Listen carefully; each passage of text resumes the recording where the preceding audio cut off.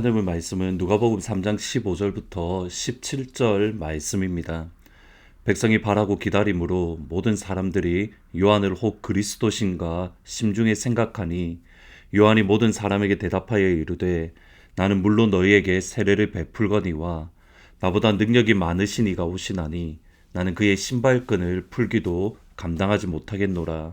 그는 성령과 불로 너희에게 세례를 베풀 것이요 손에 키를 들고 자기의 타작마당을 정하게 하사 알곡을 모아 곡간에 들이고 죽정이는 꺼지지 않는 불에 태우시리라.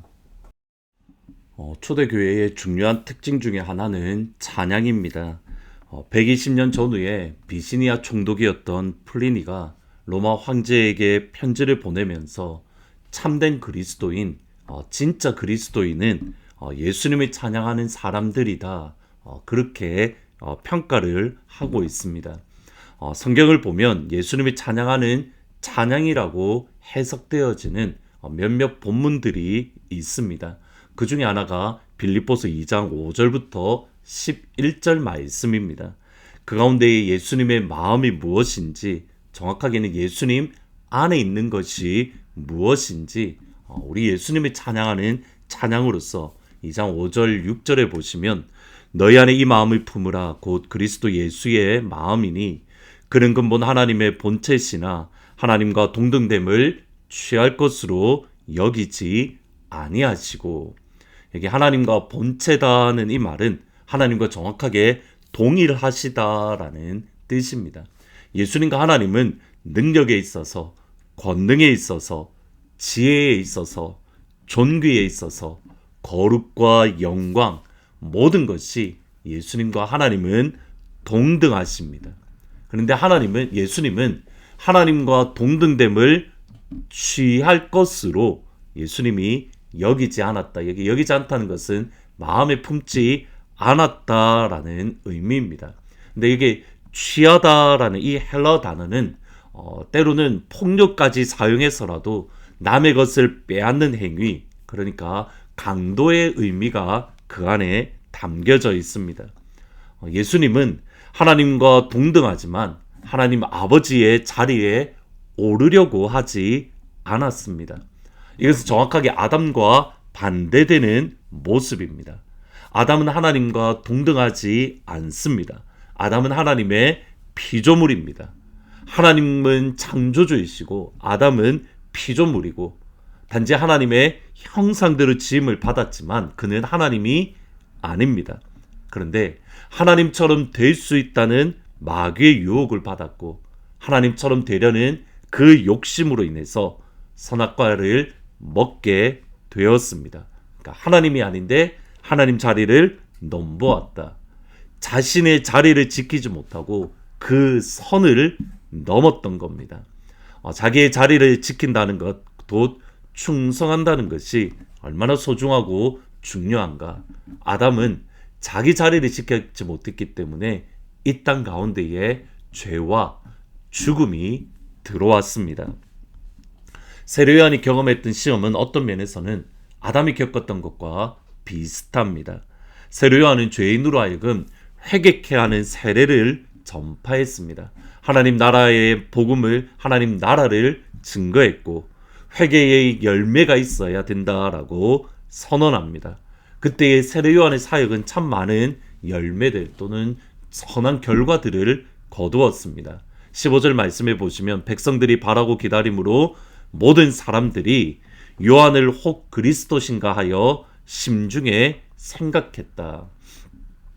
세례요한의 사역을 번성하고 또 그가 하는 선포하는 말씀들 또는 그 열매들 또는 그 결과들을 보니 혹시 세례요한이 그리스도인가라는 생각을 가지게 되었던 겁니다. 곧 세례요한이 하나님이 약속하신 그 선지자, 기름 부으심을 받고 유다 백성들을 건져낼, 그러니까 유다 백성들을 로마의 압제 또는 이 어려움으로부터 우리를 건져낼, 마치 모세가 애굽에서 이스라엘 백성들을 이끌었던 것처럼 바로 그 선지자가 아닌가, 그 기름 부으심 받은 자가 아닌가 백성들이 마음에 그렇게 생각을 했던 겁니다.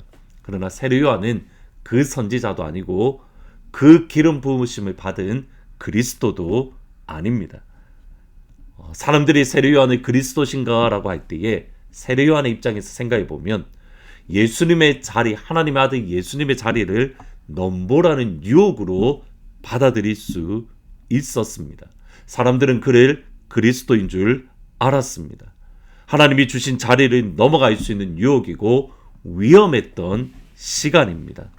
근데 세례 요한은 나는 그리스도가 아니라 나는 예수님의 길을 준비하는 가장 낮고 낮은 종이라고 자신의 자리를 정확하게 지켰습니다. 1장 75절 보시면 세례 요한의 사역을 이렇게 말을 합니다. 이하여 내가 지극히 높으신 이의 선지자라 일컬음을 받고 주 앞에 앞서가서 그 길을 준비하여 주의 백성에게 그 죄 사함을 미리 말하는 말미암아 구원을 알게 하리니. 하나님의 아들 예수님의 길, 그리스도의 길을 준비하는 것이 세례 요한의 사역입니다. 근데 이 사역을 넘어서 실제로 그리스도가 되어라라는 것이 마귀의 유혹이었고 세례 요한은 그 유혹을 이겨냈습니다. 그것이 오늘 읽으셨던 3장 16절 17절입니다. 요한이 모든 사람에게 대답하여 이르되 나는 물론 너희에게 세례를 베풀거니와 나보다 능력이 많으신 이가 오시나니 나는 그의 신발끈을 풀기도 감당하지 못하겠노라. 그는 성령과 불로 너희에게 세례를 베풀 것이요. 자신의 자리를 정확하게 알았습니다. 사람들은 그를 그리스도라고 마음에 품고 그를 높이려 했지만 세례 요한은 오히려 내 뒤에 진짜 능력이 있으신 분, 진짜 그리스도, 진짜 하나님의 아들이 오시는데 나는 그의 신발끈조차 풀지 못할 정도로 나는 낮고 천한 사람이다. 단순히 자신의 낮춘 정도가 아니라 자신의 자리를, 자신의 역할을, 종임을 분명하게 고백하고 알았다고 그 자리를 지켰습니다. 우리가 예수님을 믿는 믿음으로 이 땅을 살아갈 때에 우리에게 종종 다가오는 것이 바로 이겁니다. 하나님께서 우리에게 주신 그 자리를 벗어나고자 하는 마음 또는 유혹들, 자기의 자리를 지키는 것이 얼마나 중요한가. 이것은 세례 요한뿐만 아니라 로마서를 보면 알 수 있습니다. 일반적으로 로마서는 1장부터 11장까지는 복음에 대한 그런 내용들, 예수님으로 말미암아 구원받는 구원의 내용들에 대한 말씀이고 12장부터 마지막 16장까지는 그 복음을 따라서 어떻게 복음을 살아갈 것인가, 복음의 이론과 복음의 실제다라고 표현할 수 있습니다. 근데 그러면서 12장 1절에 너희는 이 세대를 본받지 말고 하나님의 선하시고 기뻐하시고 온전하신 뜻을 분별하라라고 12장 1절 2절에서 말씀을 합니다. 그리고 그 다음부터 3절부터 구체적으로 어떻게 거룩한 산 제물로 하나님 앞에 드릴 수 있는가, 복음을 살아가는가, 그 구체적인 내용이 나오는데 3절 말씀을 보시면 내게 주신 은혜로 말미암아 너희 각 사람에게 말하노니 마땅히 생각할 그 이상의 생각을 품지 말고 오직 하나님께서 각 사람에게 나누어 주신 믿음의 분량대로 지혜롭게 생각하라. 마땅히 생각할 그 이상의 생각을 품지 않는 것, 각 사람에게 주신 믿음의 분량대로 지혜롭게 생각하는 것, 이것이 하나님이 선하시고 기뻐하시고 온전하신 뜻의 첫 번째 모습이라는 겁니다. 이것을 다르게 표현을 하면 로마 교회가 어려움을 겪었던 이유가 어떤 면에서는 여기 있습니다.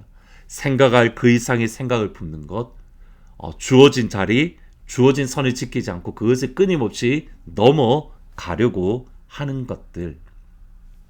오늘 크게 두 가지로 기도 제목을 나누려고 합니다. 첫 번째는 나의 믿음의 자리를 지키는 예수님의 마음, 또 세례 요한의 마음을 하나님 주십시오.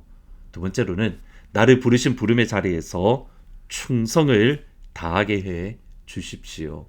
세례 요한이 그를 부른 자리에서 충성을 다할 때에 예수님은 여자가 낳은 자 중에 가장 큰 자니라. 하나님은 우리를 하나님 나라의 일꾼으로 불러주셨습니다. 그러기에 맡은 자에 구할 것은 충성이라고 하셨습니다. 오늘 그 하나님의 나라를 위해서 우리를 부르신 부름의 자리에서 하나님을 예배하고 충성의 자리에 서는 귀한 은혜가 있기를 진심으로 축복합니다. 기도하십니다. 하나님, 우리를 부르신 부름의 자리에서 하나님을 예배하고 하나님께 충성을 다하는 귀한 하늘문 모든 가족들이 될 수 있도록 주님 축복하여 주옵소서. 그럴 때 세례 요한을 향하여 예수님은 여자가 낳은 자 중에 가장 큰 자다라고 그를 칭찬하셨던 것처럼 우리도 주님 앞에 칭찬 듣는, 우리의 자리에서 충성을 다할 때에 주께 칭찬 듣는 하나님의 사람, 예수의 사람이 될 수 있도록 하나님 인도하여 주옵소서.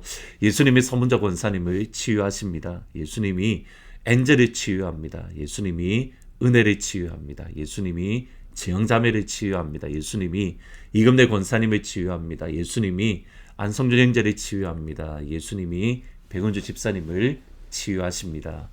그 치유의 능력으로 오늘 하루도 승리케 하시고, 하나님 내일 주일 2025년 선교 작정이 있습니다. 사명에 맞는 하나님의 능력을 경험하는 한 해가 되게 하시고, 또 재직 세미나를 통해서 주의 몸된 교회를 어떻게 사랑할 것인지 우리가 더욱더 깊이 새기는 복된 시간이 될 수 있도록 하나님 축복하여 주옵소서. 예수님의 이름으로 기도합니다. 아멘. 내일 2025년 선교 작정이 있습니다.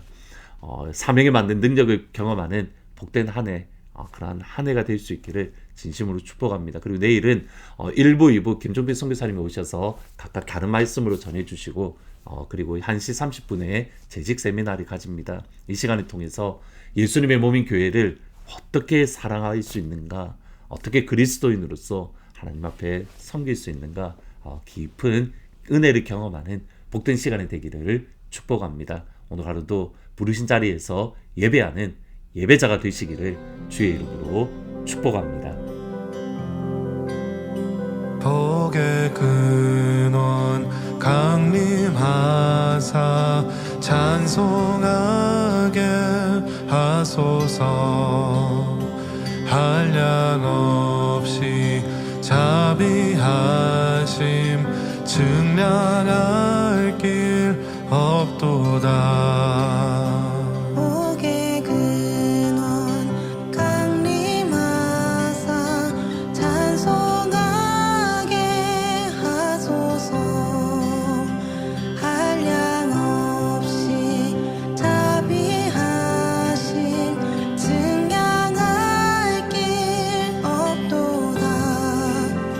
천사들의 찬송가로 나를 가르치소서. 구속하신 그 사랑을 항상